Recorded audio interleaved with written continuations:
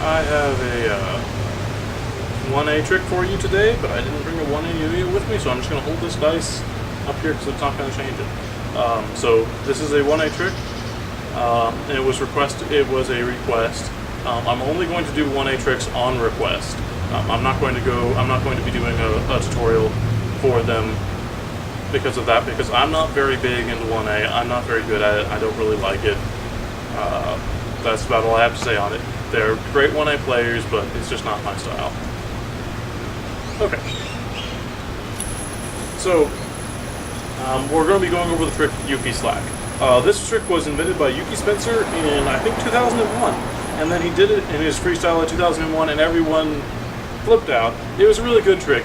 And it was, in fact, so good that it's still being used 9 years later. And a lot of forced slack variations are built upon it because it's so monumental in how it works. To do the trick, you're going to want to be in a trapeze, flip over, under, and then back over. Okay, that's what the trick looks like. To do it, you're going to go into a trapeze, you're going to pinch right here, and you're going to let a little bit of slack. You do not need very much slack to get it up, you just need a little bit, so it actually will pull. You can then increase how much slack you want later, and you're going to point this finger. Then when you flip it over, it's going to naturally catch that. It's going to naturally just catch right there, just from the way this is going to be around your wrist. You're going to land right on top. And sometimes it'll land like this, sometimes it'll land like this. I haven't actually figured out which Y does which one. If it lands like this, just keep going. And then to do the follow-up, pop out.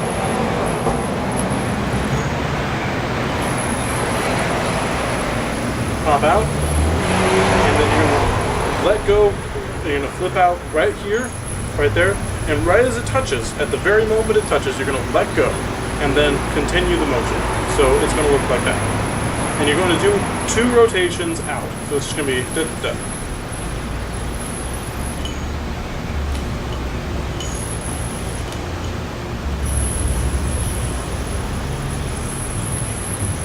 Okay. And then you're going to have a little twist here, but that's going to go away when you flip back over. And then to do the continue follow-up, it is a repeater trick, so you can keep doing this as long as you want. You're going to flip back on top, and then you're going to let go and do 2 rotations, and then that little twist is gone. Then you pop on. Oops. Then you pop under, and then pop over, and repeat. My string is shorter on 5A than it is on 1A, so I'll mess up a little more. Because I'm doing it on a shorter string than I'm used to, but it should be alright. This trick isn't very hard.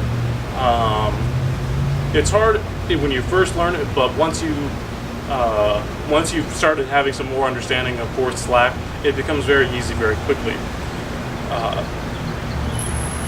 The initial slack right here is probably the fastest transition to a double or nothing there is. I have never seen a faster one.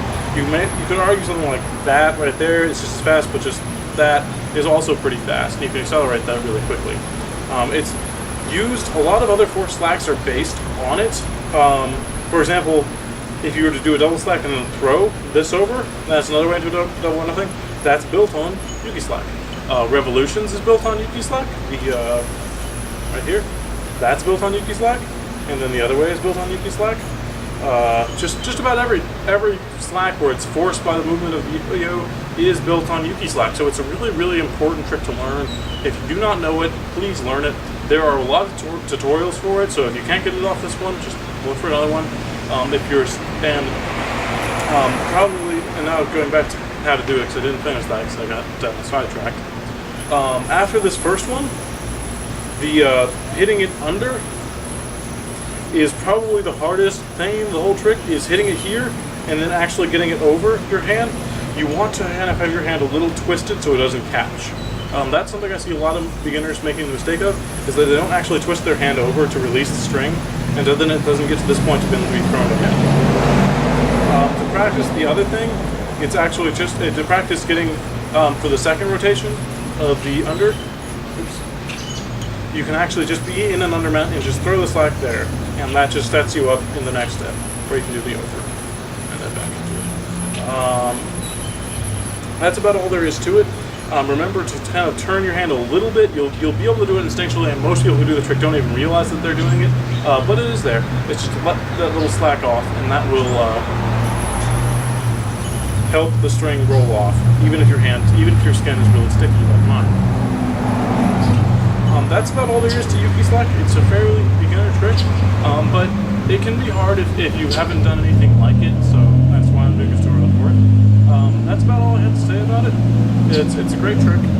Take the time to learn it, and if you have any more trouble with it, feel free to post a comment or respond with a video showing you doing the trick, and I will do my best to show you how to improve, how to fix your mistake. Alright, that's about it.